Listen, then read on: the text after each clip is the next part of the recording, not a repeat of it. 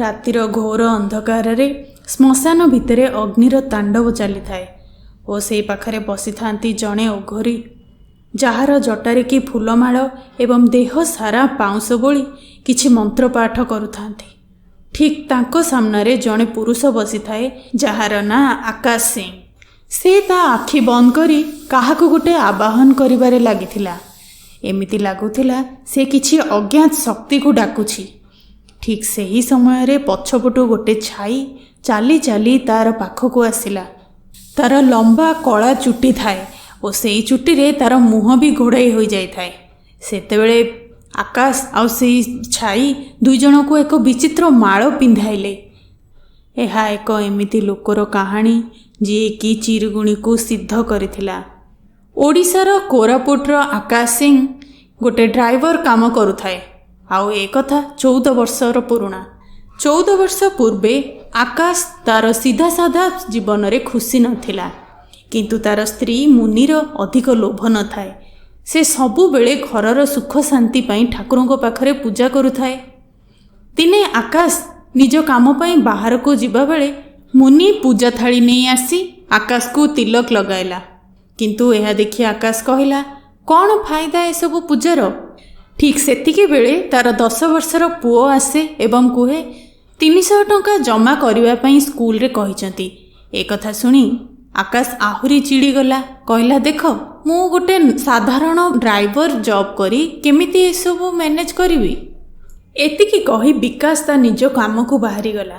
ଫେରିଲା ବେଳେ ରାତି ହେଇଯାଇଥାଏ, କିନ୍ତୁ ସେ ମନକୁ ମନ ଭାବୁଥାଏ, ଯଦି ମୁଁ ଘରେ ପହଞ୍ଚିବା ବେଳେ କେହି ମିଳିଯାଆନ୍ତି ଯାତ୍ରୀ, ତାହେଲେ ମୋର ପଇସା ହେଇଯାଇଥାନ୍ତା ଏବଂ ମୁଁ ମୋ ପୁଅର ସ୍କୁଲ ଫିସ୍ ଦେଇଥାନ୍ତି। ଠିକ୍ ସେତିକି ବେଳେ ତାକୁ ଅନ୍ଧାରରେ ଗୋଟେ ହାତ ଦେଖାଯାଏ। ତ ସେ ଆଗକୁ ଯାଇ ରୁହେ। ଗାଡ଼ି ରଖି ସେ ଦେଖିଲା ଗୋଟେ ବାବା ଅଛନ୍ତି। ତାଙ୍କର ରୂପ ବହୁତ ଭୟାନକ ବି ଥିଲା। ମୁଣ୍ଡରେ ଫୁଲମାଳ ଏବଂ ଦେହ ସାରା ବିଚିତ୍ର ହୋଇଥାଏ। ସେ କହିଲେ, ପୁଅ, ମୋତେ 2 କିଲୋମିଟର ଆଗରେ ଛାଡ଼ିଦେବୁ, ମୁଁ ବହୁତ ହାଲିଆ ହେଇଯାଇଛି। ଏକଥା ଶୁଣି ଆକାଶ କହିଲା, ବାବା, ତମ ପାଖରେ ପଇସା ଅଛି? କିନ୍ତୁ ସେ ବାବା କହିଲେ, ନା, ମୋ ପାଖରେ ପଇସା ନାହିଁ, କିନ୍ତୁ ପଇସାଠୁ ଅଧିକା ଆଉ କିଛି ଅଛି। ଏ କଥା ଶୁଣି ଆକାଶ କହିଲା, ଆଜିକାଲି ଦିନରେ ପଇସାଠୁ ବଡ଼ ଆଉ କ'ଣ ଅଛି? ଛାଡ଼, ଠିକ୍ ଅଛି, ତମ ପାଖରେ ଯଦି ପଇସା ନାହିଁ ତାହେଲେ ଆସ, ବସ ଏବଂ ମୁଁ ତମକୁ ଛାଡ଼ିଦେବି। ଗାଡ଼ିରେ ବସି ବାବା ଆକାଶକୁ ପଚାରନ୍ତି, କ'ଣ ହେଲା, କାହିଁକି ଏତେ ଚିନ୍ତାରେ ଅଛୁ? ଆକାଶ କହିଲା, ମୁଁ ମୋ ଜୀବନରେ ଥକି ଗଲିଣି। ସବୁଦିନ ଏ ଟ୍ୟାକ୍ସି ଚଲେଇବା, ପୁଣି ଏଇଠୁ ସେଇଠିକି ଯାଅ, ସେଇଠୁ ପୁଣି ଆସ। ଜୀବନରେ କିଛି ମଜା ବୋଲି ନାହିଁ। ବାବା କହିଲେ, ମଜା କରିବୁ? ଚାଲ, ତୁ ଯାହା କହିବୁ ସେୟା ହିଁ ହେବ। ତୁ ମୋର ଆଜି ଯାତ୍ରା କରେଇଲୁ, ମୁଁ ତୋର ଯାତ୍ରା କରେଇବି। ଅଛି ତୋ ପାଖରେ ସାହସ? କରିପାରିବୁ ତୁ?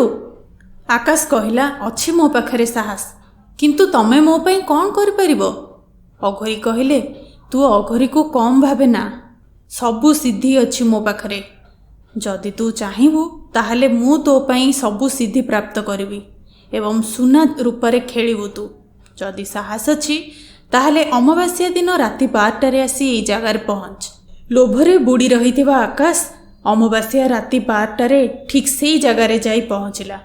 ଦେଖିଲା ଯେ ଅଘୋରୀ ତାଙ୍କ ସାଧନାରେ ଲିପ୍ତ ଥାନ୍ତି। ଅଘୋରୀ ଯେତେବେଳେ ଦେଖିଲେ ଆକାଶକୁ କହିଲେ, ଆସିଗଲୁ ତୁ?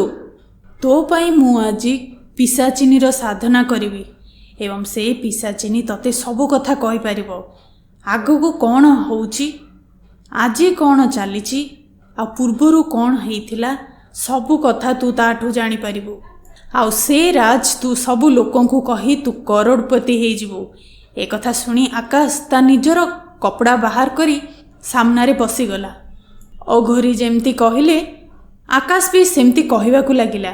ଠିକ୍ ସେହି ସମୟରେ ତା ପଛପଟୁ ପିଶାଚିନୀ ଆସିଲା। ଚାଲି ଚାଲି ଆସି ତା ପାଖରେ ପହଞ୍ଚିଲା। ବିକାଶ ତାକୁ ଏକ ବିଚିତ୍ର ମାଳ ପିନ୍ଧେଇବା ପୂର୍ବରୁ ପିଶାଚିନୀ କହିଲା, ରୁହ, ମୋର 2ଟି ବଚନ। ସେ ବଚନ 2ଟି ତୁମକୁ ମାନିବାକୁ ପଡ଼ିବ, ତାହେଲେ ଯାଇ ମୁଁ ତମର ହେବି।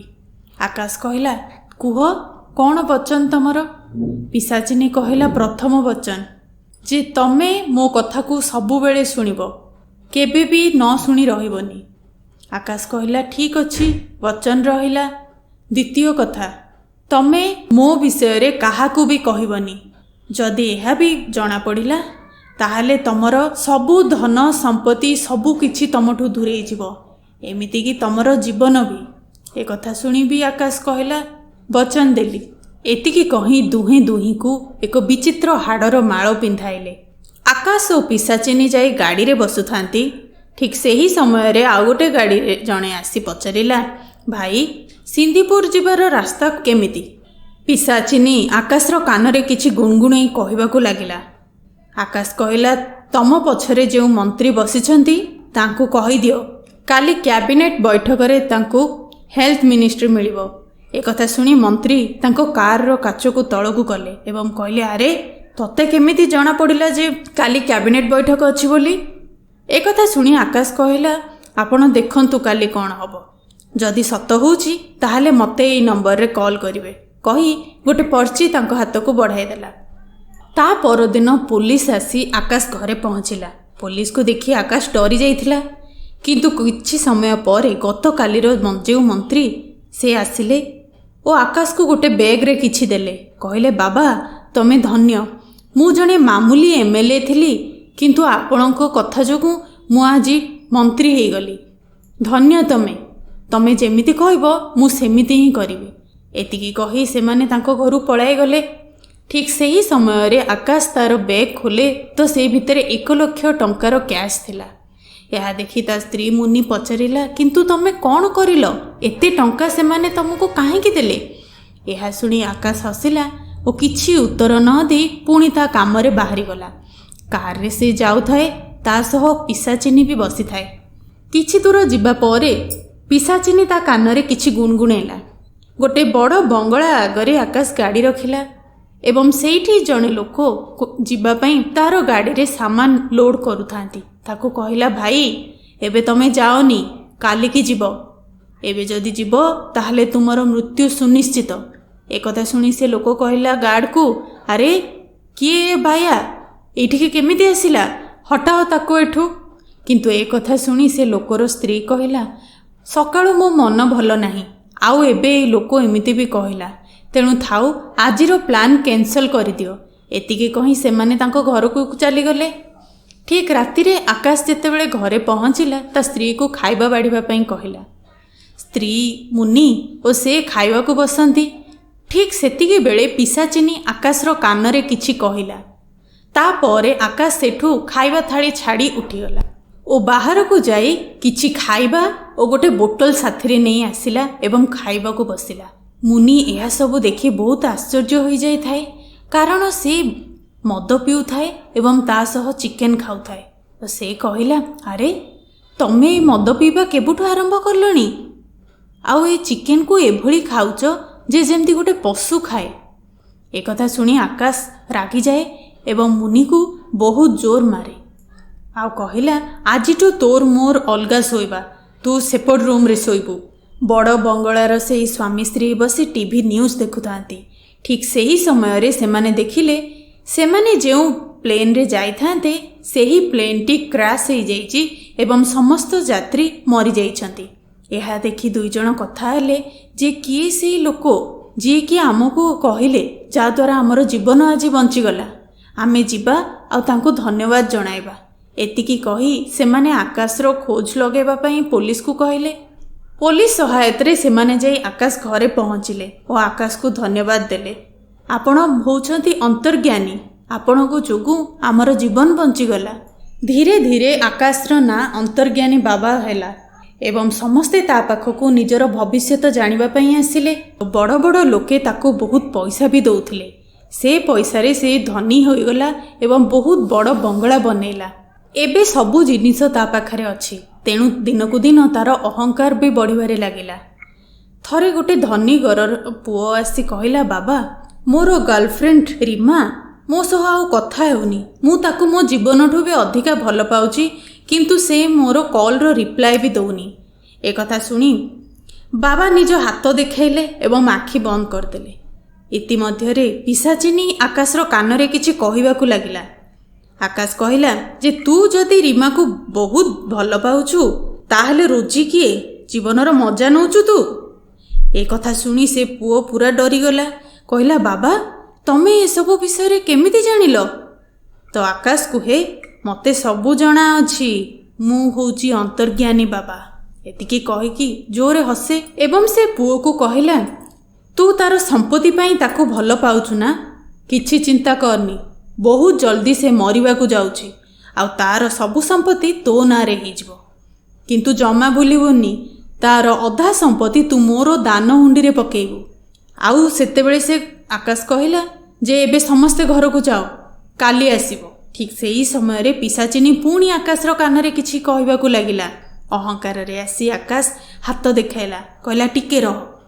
ଠିକ୍ ସେହି ସମୟରେ ପିଶାଚିନୀ ତାର ନିଜ ରୂପକୁ ଆସିଗଲା ଏବଂ କହିଲା, ତୁ ମୋତେ ବଚନ ଦେଇଥିଲୁ ନା ତୁ ମୋର କଥାକୁ କେବେ ବି ଅଣସୁଣା କରିବୁନି, କିନ୍ତୁ ତୁ ମୋର ବଚନ ଏବେ ଭାଙ୍ଗିଦେଲୁ। ତେଣୁ ଏବେ ତୋ ପାଖରେ ଯାହା ବି କିଛି ଅଛି ସବୁ ଜିନିଷ ତୋଠୁ ମୁଁ ନେଇଯିବି। ଏତିକି କହି ପିଶାଚିନୀ ଆକାଶର କାନରେ ଜୋର ସେ ହସିବାକୁ ଲାଗିଲା। ହସ ଏତେ ଜୋରରେ ଥିଲା ଯେ ଆକାଶର କାନରୁ ରକ୍ତ ବାହାରିଗଲା। ଏସବୁ କଥା ମୁନି ଠିଆ ହୋଇ ଦେଖିଥାଏ। ସେ ଜାଣିଗଲା ଯେ ଏସବୁ ଏହି ପିଶାଚିନୀର ହିଁ କାମ। ତା ପରଦିନ ସେ ସେଇ ଅଘୋରୀ ବାବାକୁ ଡାକି ଆଣେ ଏବଂ ସବୁ ବିଷୟ ତାଙ୍କୁ କୁହେ। ବାବା କହିଲେ, ତୋ ସ୍ୱାମୀ ଆକାଶକୁ ଧନ ସମ୍ପତ୍ତିର ଲୋଭ ବହୁତ ଅଧିକା ଥିଲା, ସେଥିପାଇଁ ତାର ଏ ଅବସ୍ଥା। ସେହି ସମୟରେ ସେ ଆକାଶକୁ ଦେଖି କହିଲା, କ'ଣ ହେଲା, ତୋର ସାହସ କୁଆଡ଼େ ଗଲା ଆଜି? ଆକାଶ କୁହେ, ବାବା ଯେମିତି ହେଉଛି ହଉ, ମୋତେ ପଇସା ଦରକାର ନୁହଁ, ତମେ ଏଇ ପିଶାଚିନୀକୁ ମୋଠୁ ଦୂରେଇ ନିଅ। ଏହା ଶୁଣି ସେ ଅଘୋରୀ ଘର ଭିତରେ ହିଁ ହୋମ କରିବାକୁ ଲାଗିଲା। କିଛି ଗୋଟେ ଯନ୍ତ୍ର ତା ସାମ୍ନାରେ ବନେଇଥାଏ। ଗୋଟେ ଗୋଲ ଆକାରର କିଛି ବନେଇଥିଲା, ଯାହା ମଝିରେ କି ମୁନି ଆଉ ଆକାଶର ବସିଲେ। ସେମାନଙ୍କୁ କହିଲେ, ବାବା ଯେ କିଛି ବି ହେଇଯାଉ ଏହି ଗୋଲ ଭିତରୁ ଜମା ବାହାରକୁ ଯିବନି। ଅଘୋରୀ ବାବା ତନ୍ତ୍ରମନ୍ତ୍ର ପାଠ କରିବାରେ ଲାଗିଲେ। ଠିକ୍ ସେହି ସମୟରେ ଆକାଶର 10 ବର୍ଷର ପୁଅ, ଯାହାକୁ କି ସେ ନିଜ ଆଈ ଘରେ ଛାଡ଼ି ଆସିଥିଲା, କାନ୍ଦିବାକୁ ଲାଗିଲା। ସେ କହିଲା, ବାପା ମୋତେ ପ୍ଲିଜ୍ ଏଠୁ ବଞ୍ଚାଅ।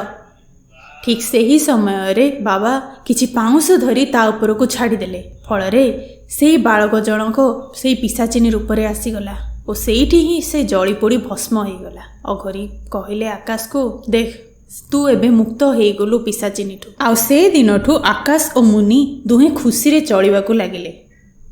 ଶ୍ରୋତାବନ୍ଧୁ, ମୋର ଏହି ଗପଟି ଆପଣମାନଙ୍କୁ କେମିତି ଲାଗିଲା କମେଣ୍ଟ ମାଧ୍ୟମରେ ନିଶ୍ଚୟ ଜଣାନ୍ତୁ ଓ ଆହୁରି ଏଭଳି ନୂଆ ନୂଆ ଗପ ପାଇଁ please like, share and subscribe ନିଶ୍ଚୟ କରନ୍ତୁ।